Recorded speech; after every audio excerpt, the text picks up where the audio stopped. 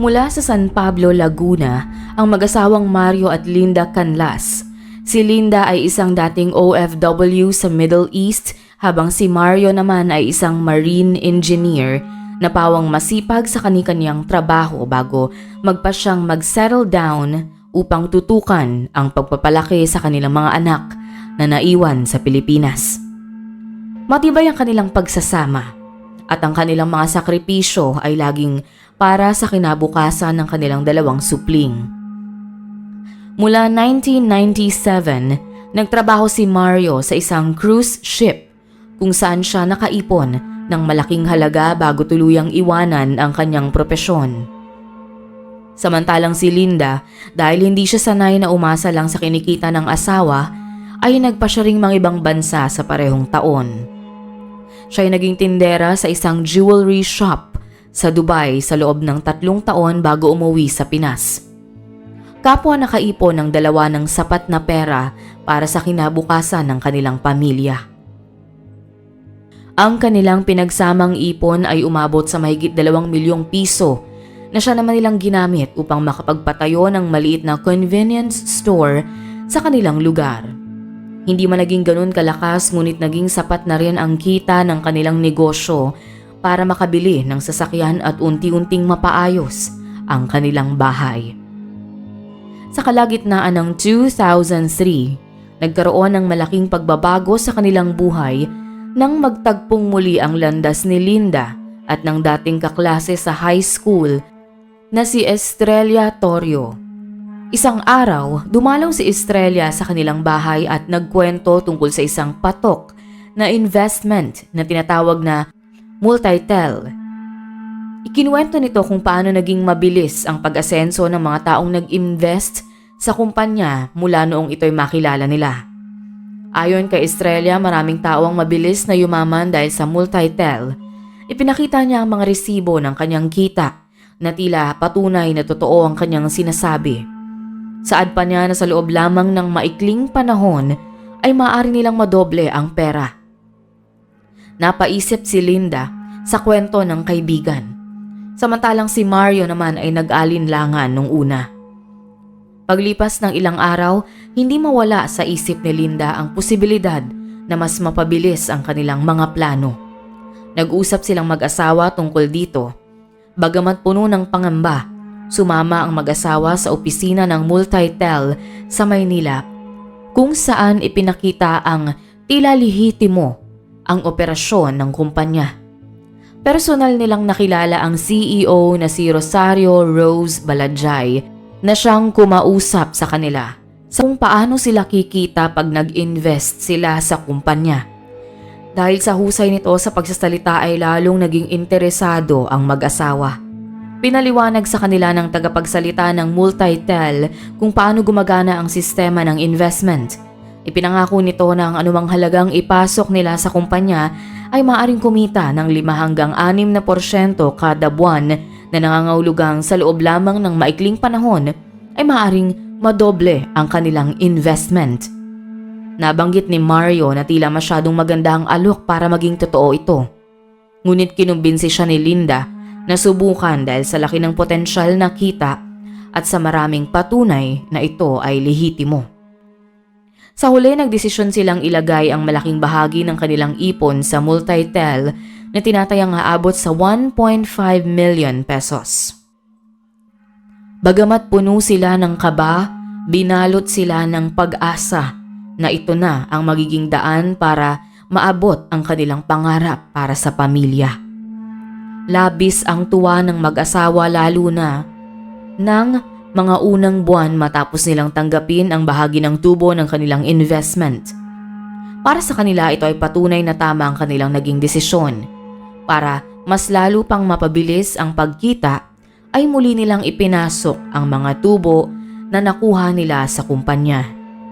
Ibinahagi pa nila ang magandang balita sa kanilang mga kaibigan at pamilya na siyang nagpatibay ng kanilang kumpiyansa sa Multitel. Sa sumunod na 3 buwan, muling nakuha ni na Mario at Linda ang kanilang payout. Nadagdagan muli ang kanilang tiwala sa kumpanya. Kaya't nagdesisyon silang ilagay ang natitirang bahagi ng kanilang ipon sa Multitel. Hindi lang yon, naisipan din nilang mag-loan sa bangko para mas palakihin pa ang kanilang investment. Ginawang collateral ng mag-asawa ang kanilang bahay, sasakyan at convenience store para ma-approve sa kanilang loan.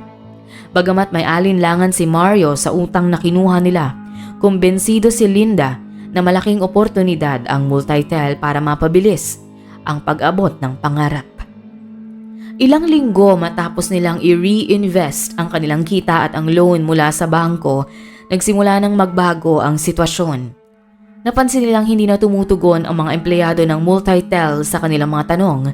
Ang karaniwang maayos na serbisyo ng opisina ay naging mabagal at nagsimulang umiral ang mga paliwanag tungkol sa teknikal na aberya sa sistema. Sinubukan ni Mario at Linda na huwag mag-alala. Inisip nilang maaring pansamantala lang ang mga aberya. Ngunit sa sumunod na buwan, naging malinaw na mas malalim na ang problema. Nabalitaan nilang may ilang investor na hindi nakakatanggap ng kanilang payout. Ang mga usap-usapan sa pagsasara ng ibang opisina ng Multitel ay lalong nagdulot ng kaba sa mag-asawa. Nobyembre 2003, isang araw habang namamalengke si Mario, nakita niya sa tabloid ang balita na iniimbestigahan na ng mga autoridad ang Multitel dahil sa di umano'y malawakang panloloko sa tinatawag na pyramiding scam. Hindi makapaniwala si Mario habang binabasa ang ulat. Agad niyang ibinahagi ang balita kay Linda na halos hindi makapagsalita sa pagkabigla. Nagpasya silang bumalik sa opisina ng Multitel sa Maynila para alamin ang sitwasyon, ngunit laking gulat nila nang makita nilang sarado na ito. Walang empleyado ang makontak at ang mga pintuan ay nakandado. Sa labas ng opisina, marami ring ibang investor ang nagkakagulo. Nagtataka kung ano ang nangyari sa mga pera nila. Habang nag-uusap ang mag-asawa sa gitna ng kaguluhan, napagtanto nilang isa sila sa libo-libong Pilipino na nawala ang lahat ng pinaghirapan dahil sa scam na ito. Ang kanilang mga pangarap ay biglang naglaho at ang kanilang hinaharap ay nabalot ng pag-aalala. Halos mawala ng malay si Linda sa gitna ng masamang balitang natanggap. Si Mario na pilit mang magpakatatag ay kakikitaan na rin ng panghihina. Ang isipin na mawawala ang maayos na kinabukasan para sa kanilang pamilya, lalo na sa kanilang mga anak, ay napakasakit para sa mag-asawa. Dumating ang punto na nagkaroon ng anxiety ang mag-asawa. Halos hindi na sila lumalabas sa kanilang bahay at hindi na rin kayang bayaran ang mga utang dahil sa masyado ng lumobo ang interes nito. Maging ang kanilang mga anak ay apektado na dahil sa pinagdaraanan ng kanilang mga magulang. Naging madalang ang pagpasok sa eskwelahan ng mga bata at dumating sa puntong natigil ang mga ito. Ang kanilang mga ari-arian na ginawang collateral sa bangko ay tuluyang hinila kabilang ang kanilang bahay, sasakyan at negosyo. Hindi napigilan ni Linda ang pagbuhos ng luha habang tinatanggal ang mga larawan ng pamilya mula sa dingding ng kanilang tahanan. Si Mario naman, bagamat sinubukang magpakatatag, ay hindi maiwasang magpakita ng lungkot habang pinapanood ang mga tauhan ng bangko na tinatangay ang kagamitan nila. Lumipat sila pansamantala sa bahay ng mga magulang ni Mario sa isang bukirin sa Apalit, Pampanga, kung saan lalo pang naging mahirap ang buhay. Sa gitna ng kanilang paghihirap, naging malinaw kay Mario at Linda na kailangan nilang gumawa ng matinding hakbang para iahon ang pamilya. Matapos ang maraming gabi ng pag-uusap, napagdesisyon na nilang muling magtrabaho sa ibang bansa. Gamit ang karanasan niya bilang marine engineer ay nagsimulang maghanap ng bagong kontrata para makasampang muli sa barko. Si Linda naman na dating OFW ay nagsimulang mag-apply sa mga employment agency na naghahanap ng domestic helper. Ang kanilang mga anak na sina Lance at Leah Jean, bagamat labis na naapektuhan, ay tinanggap ang desisyon ng kanilang mga magulang. Nagpatuloy sa pag-aaral ang dalawang bata sa isang public school sa apalit na nilalakad lamang mula sa barong-barong na kanilang tinutuluyan. Bago naman umalis, nangako sina Mario at Linda sa kanilang mga anak na gagawin lahat para makabangong muli. Habang hawak ang mga bagahe, bit-bit ang mabigat na kalooban ngunit may bagong pag-asa. Nagdesisyon silang magtrabaho sa ibang bansa. Mahirap man ngunit ito na lang ang nakikita nilang paraan para maibalik ang pag-asa. Ang mga unang buwan ng trabaho ni Mario at Linda sa ibang bansa ay puno ng paghihirap at sakripisyo. Si Mario na muling sumampa sa barko bilang marine engineer ay nagtrabaho sa mahabang oras at madalas na nasa gitna ng dagat nang walang komunikasyon sa pamilya. Si Linda naman bilang isang domestic helper sa Middle East ay kailangang magtiis sa malayo sa kanyang mga anak habang pinapasan ang bigat ng trabaho sa kanyang amo. Mahirap man nagpatuloy ang kanilang sakripisyo para mabayaran ang natitirang utang at maibalik ang kaunting stability sa kanilang buhay. Ang perang ipinapadala nila kay Lance at Leah Jean ay hindi na kasing laki ng dati, ngunit sinigurado nilang sapat ito para sa pangunahing pangangailangan. Sa kabila ng distansya, pilit na pinanatili ni Mario at Linda ang koneksyon sa kanilang pamilya. Tuwing linggo sa oras ng pahinga ni Linda, tinatawagan niya sina Lance at Leah Jean sa telepono. Kinukwento niya kung paano sila nagtitipid upang makapagpadala ng mas maraming pera. Habang sinisikap din niyang palakasin ang kanyang loob. Si Mario naman ay madalas magpadala ng mga sulat mula sa barko na naglalaman ng mga kwento tungkol sa kanyang mga karanasan at ang kanyang pangako na babawi sila sa hinaharap. Lumipas ang 2 taon at unti-unti nilang naramdaman ang bunga ng kanilang sakripisyo. Ang bahay na kanilang nawala ay hindi na nila maibabalik ngunit nakapagsimula silang mag-ipon para sa maliit na lote kung saan plano nilang magpatayo ng simpleng tahanan. Unti-unti rin nilang nabayaran ang natitirang bahagi ng kanilang utang sa bangko.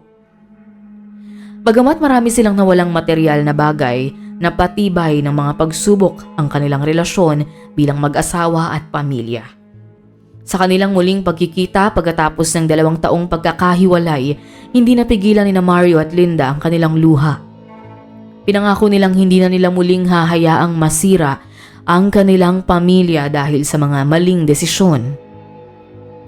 Dahil sa kanilang pinagdaanan, naging mas maingat sila sa paghawak ng pera. Sa halip na pumasok sa mga alok na mabilis yumaman, mas pinili nilang maglaan ng ipon sa mga bangko at maghanap ng mga maliliit na negosyong kanilang pamamahalaan. Si Linda ay nagsimulang magplano ng pagbabalik sa Pilipinas upang magtayo ng maliit na tindahan, habang si Mario ay nagpasyang magretiro matapos ang isa pang kontrata. Ang pagsubok na dulot ng multi-tile scam ay nag-iwan ng malalim na sugat sa pamilya Canlas. Ngunit ang sugat na ito ang nagturo sa kanila ng mga mahalagang aral sa buhay. Habang unti-unting nakabangon ang pamilya Canlas mula sa bangungot ng multi-tile scam, patuloy silang nagbantay sa balita tungkol kay Rose Baladjay, ang utak sa likod ng operasyon. Bagamat nawala na ang kanilang pera at halos nawasak ang kanilang buhay, umaasa pa rin silang makakamit ang hustisya para sa libo-libong mga naging biktima. Taong 2004, sumiklab sa mga pahayagan ng balitang nahuli si Rose Baladjay sa isinagawang operasyon ng National Bureau of Investigation.